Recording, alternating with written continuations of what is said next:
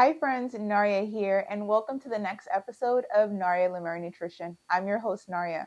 I'm a registered dietitian that specializes in weight management, gut health, and overall wellness. Today's episode is a very special and even maybe an emotional one. Today we're going to talk about the guilt that we can often feel when diagnosed with a chronic disease or told that we're overweight, or obese. So let's talk about it. I like to start with a personal story. Years ago, when I was pregnant, not knowing much about nutrition, I would eat very much anything possible, especially with my first pregnancy. With this first pregnancy, I would have McDonald's all the time, Applebee's, you name it. I was there all the time. My hunger was through the roof, through the roof.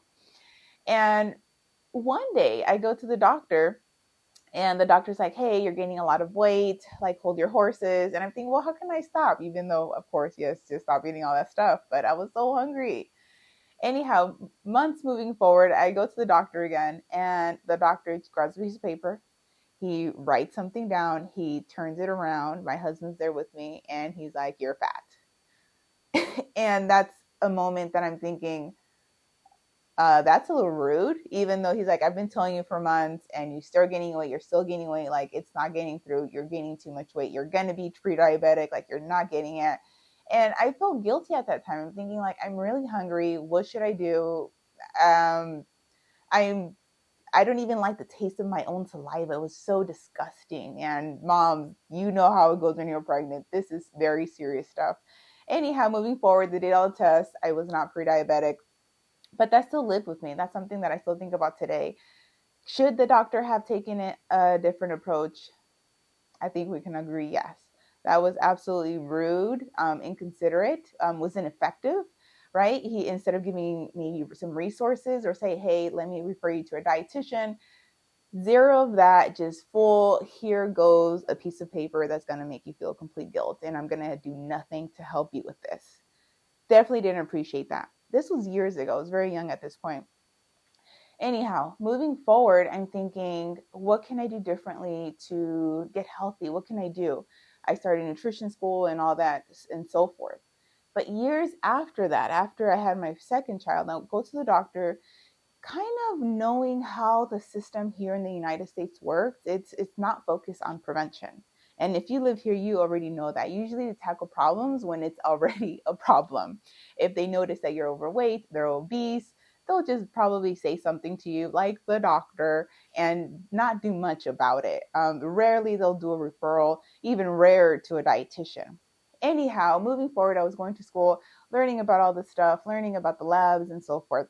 So I go to the doctor one day and I asked the doctor to draw our labs. I'm like, I just want to know. She's like, okay, that's fine. So I ask her, just draw these labs. And I go over the labs, and the only one she pinpointed was my iron. She's like, you're low in iron, just take a supplement and you're good to go. I'm like, okay, cool. So I get home and I look at the labs and I realize that my A1C is a little high, not diabetic, borderline pre-diabetic. And I'm thinking, she didn't mention this. Like, what?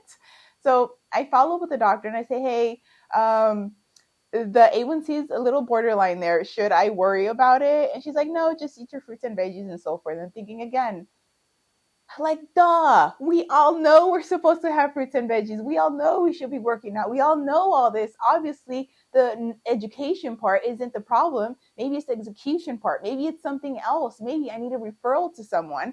But hey, you're so focused on I'll treat you when the problem is here that I'm not going to help you with prevention right now. Come back in 10 years when you're diabetic. Maybe you have fatty liver. Maybe you have gastritis. Then I'll put more attention on you. But till then, go home and have fun. Go eat some fruits and veggies. Anyhow, because I was learning so much at this point, I made so many changes. And next time I had my labs were wonderful, even the anemia because of the supplements. But I was thinking, if I wasn't going to school for this, if I wasn't learning how to do this, I would have a lot of difficulty. I would say, what carbs can I eat? Maybe I shouldn't have carbs. Maybe I should just eat fruits and vegetables and ignore the protein, ignore the healthy fats, the anti-inflammatory purposes. That could have happened. And friends, I've worked with enough patients and clients that can tell you it happens, Is this something you've experienced before? Have you ever gone to the doctor and maybe you saw some labs were a little weird? The doctor didn't put much attention to it. So then you go home and then maybe you go back to the doctor years later and you realize, oh, these labs are not getting better. They're worse now. Now I maybe need medication and I don't want to take medication. Have you ever felt that way? And did guilt come? Because usually in these situations, you start to feel guilty and you start to think, I should have done something. I'm the problem. I'm the problem. But friends, as a dietitian who's been in hospitals, who's been in clinics, who's still in clinics, who has their own private practice, I can tell you it's not your fault. The system here, especially in the United States, it's built for treatment when the problem is happening. It's not built for prevention. It's really rare that I talk to different practitioners, let's say, in the hospital setting, and they're focused on prevention. It's very rare and it's very upsetting. The problem is the system. You're not the problem. That guilt that you feel for yourself, if you maybe went to the doctor and they're like, you're diabetic, you have fatty liver, you're obese. You're not the problem, friends. The problem is just the system. But what does that mean? That means if we know that the system is not going to be for us, at least most of the time, then you have to take control of your own health.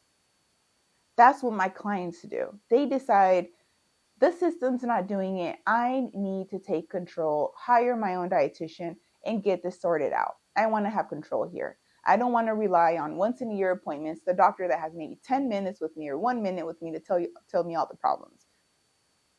The system isn't built for prevention. It's not.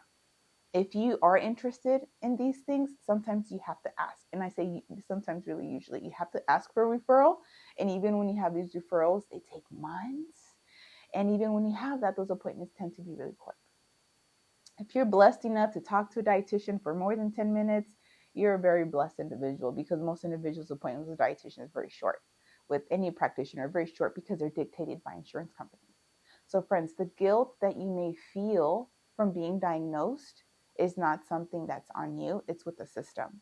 But you are responsible to take action for yourself. I'm telling you, if the system isn't built for that prevention, you need to take control. How does that control look like? It's different for everyone. Some individuals hire a dietitian like myself.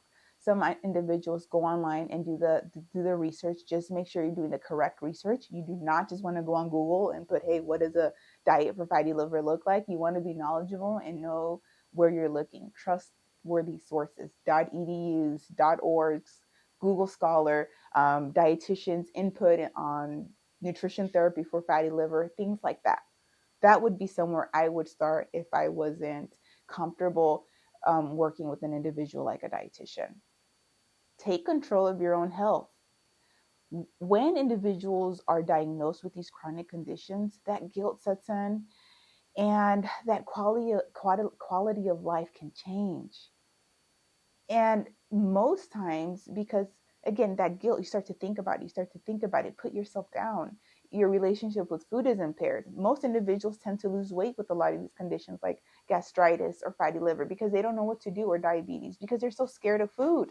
I've worked with countless individuals who have been told that they have type 2 diabetes, cut all carbs, go on a keto diet, then their lipid profile is crazy. Then they come to me and say, hey, Nari, I've cut all carbs, I'm doing the keto diet, my lipids are through the roof. What do I do? It's not a one size fits all, but there's always a starting point to everything. And seeking advice is always a good part. Remember, or a good choice. Working with an individual like a dietitian coach can cut all of those years of confusion and condense them to 6 months to 1 year. Seeking advice is okay. Now, I recently just had a call with a prospective client. And one thing he was mentioning is that years ago, he was told that he was at risk for developing type 2 diabetes.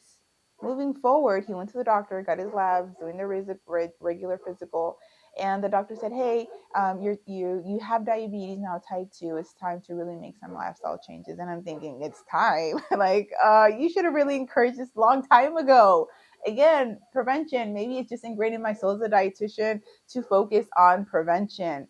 Like, oh my dear gosh, freaking prevention. even when my clients bring labs to me that are kind of borderline, I'm like, hey, they're not high, but they're kind of hopping up there. Prevention, let's make those look, let's brighten them up, making them nice and shiny. So the doctor tells the patient, or tells his client that, hey, you're diabetic now, may start to make some changes. So this client comes to me and he's like, the doctor told me this, I'm going out with my family, not enjoying the food, not really eating. I love to cook. That was one of the things I used to love for my family. Now I don't even cook anymore because I don't know what to eat. I can't, I don't understand what's affecting my blood sugars. I'm not understanding anything. I'm not getting the education. I'm feeling really confused to where now my day to day isn't, I'm not the same person I used to be before. Friends, this affects the quality of life. If you acknowledge it, if you know it or not, being diagnosed with many chronic conditions does affect your quality of life. And for me, I hope that everyone is able to, again, get that support from someone that can help them go back and have control over their life, have a healthy relationship with food. But it doesn't happen overnight. We have to remember our norms, our day to days. It took a years for our habits to install where they're at today. So when we're looking to change, it's not going to happen overnight. It's going to take progress. It's going to take a lot of patience, a lot of patience. Remember, friends, this doesn't happen overnight. It doesn't. Be patient with yourself, be forgiving of yourself, and be patient with the process, and trust your dietitian. If you're working with a dietitian, trust the dietitian. She may or he may get you out of your comfort zone. Like, one of the things I always tell my clients is, you can have carbs and you should have carbs. Like, oh my gosh, add them today. And they feel uncomfortable because many of them have totally cut out their favorite carbs and are just being affected in a negative way. And then moving forward, after working with me for maybe at least 2-3 months, they start to say, hey, my blood sugars are getting better, I'm eating carbs, the ones I enjoy. Why did no one tell me this before? Why are the doctors telling me to cut out the carbs? Oh, friends, the question of the year, the question of the year. The carbs are not the bad guy. There's no good or bad food for the millionth time. If you're my client, you know I preach this all day. There's no good or bad food. I should make a sticker of this because so many people aren't aware. Carbs aren't bad. Fats aren't bad. Proteins aren't bad, right? But we know we should limit some products because they're more processed. And if they're more processed, they'll strip the fiber off, they'll add the fats, they'll add added sugars, and those things, of course, we want to limit. But to say that there's a good or bad food, that's just not true. Friends, a lot of our life, their quality of life is based on food. We eat 3 times a day, especially if we like to cook and we like to eat. Forget about it. This is really important. And don't forget to subscribe.